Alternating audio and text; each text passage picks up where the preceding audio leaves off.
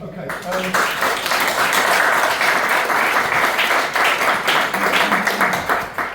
So Tom will be disciplined. So we're going to be quite disciplined now with our time as much as possible. Over to Tom Hardy, Media Tell the Truth XR, and then if you two guys are ready. Hiya. Nice to see so many old faces here, seemingly mine the oldest. So just a quick timeline of Media Tell the Truth and its various hacks and subgroups have been working on. We've heard some of the strategies, Joe Taylor's Twitter and people all over the place doing stuff on this front. We've also polled BBC staff. There was that demonstration that I think Donica led way back. We've written op-eds, we've met with key journalists such as Laura Koonsberg, which Sarah reminds me she was in a taxi giving us some time between A to B. We met with Robert Teston. We teamed up with Mark Rylance to gain access to Tony Hall, the former Director General. We even delivered Greta's book to every key reporter on flagship shows, each with a Christmas card personally written by Mark. We never heard any response from that. Presumably they've at least read a bit of it. Since then, reporting of the emergency seemed to have improved somewhat, at least in frequency, if not the implications.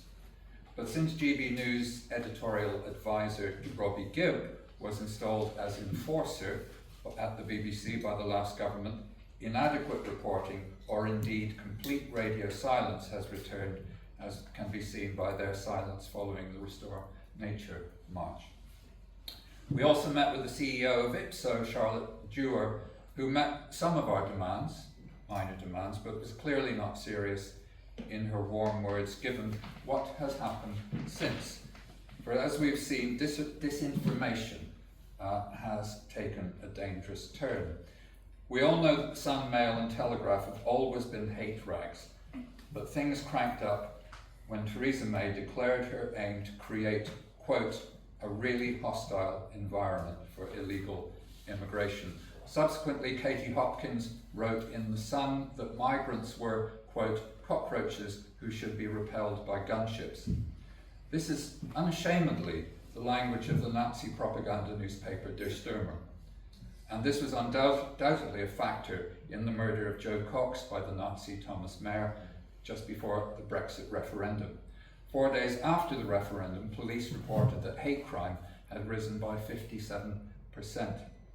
The European Commission Against Racism and Intolerance then singled out the Sun and the Daily Mail, urging them to, quote, avoid harm to targeted persons or vulnerable groups, and warned that, quote, violence is on the rise in the UK at the same time as we see worrying examples of intolerance and hate speech in newspapers, online, and amongst politicians.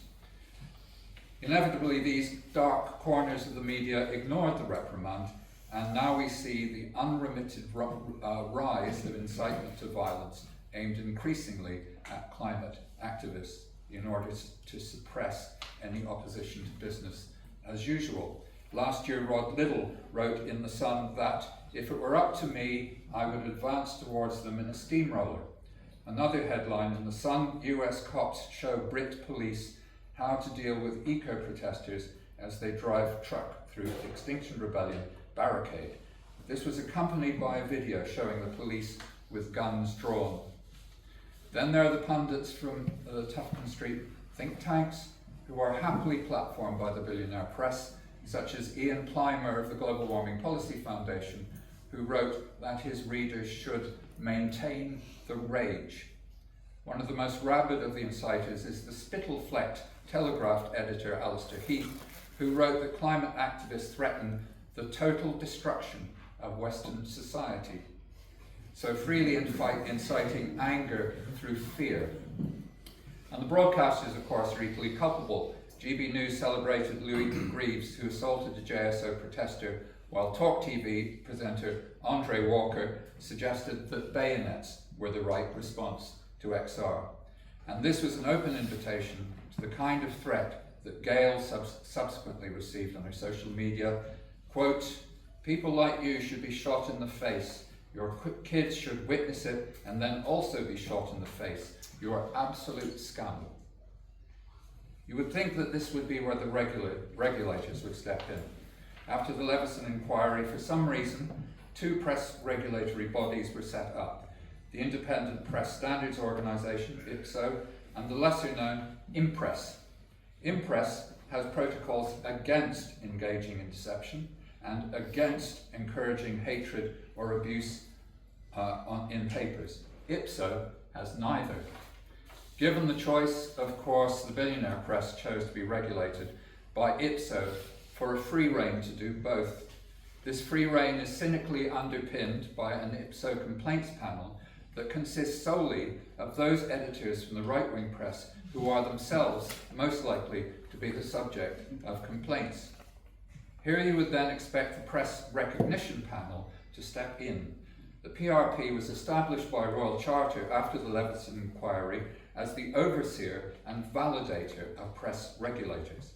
It requires that no serving editors be part of any regulatory complaints committee. So how then does IPSO get away with this? Well, they have simply refused to be governed by the press recognition panel, which makes them rogue within the system. So the unimpeded ratcheting up of incitement in the right-wing media continues unabated.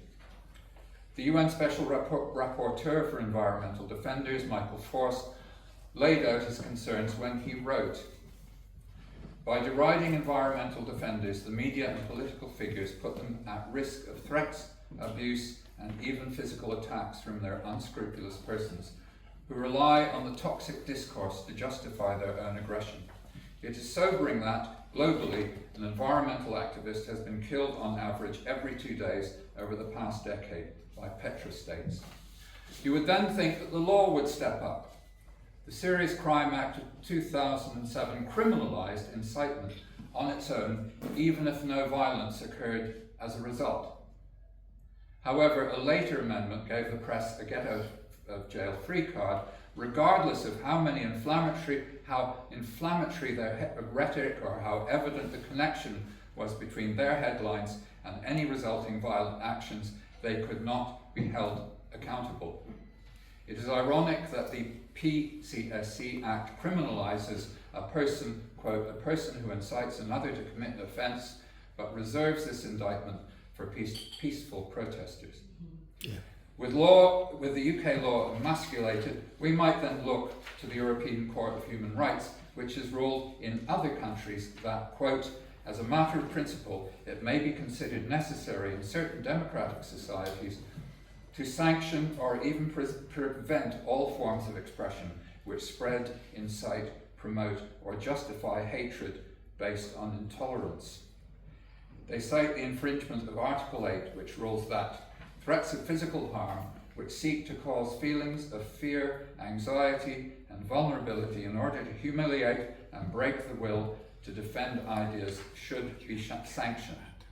Patrick Hermanson, senior researcher at Hope, Not Hate, urged the government to take the threat from outlets like the Daily Mail, Daily Express and The Sun seriously. His reports found a strong link between press coverage and far-right social media engagement, concluding that the overlap between government media and far-right rhetoric has allowed the latter to become normalised and to depressingly bring us up to date. Thanks to Byline Times, it seems, an investigation, it seems that Labour made a pre-election secret deal with News UK to avoid completing the Leveson inquiry into press corruption in exchange for endorsements from Rupert Murdoch.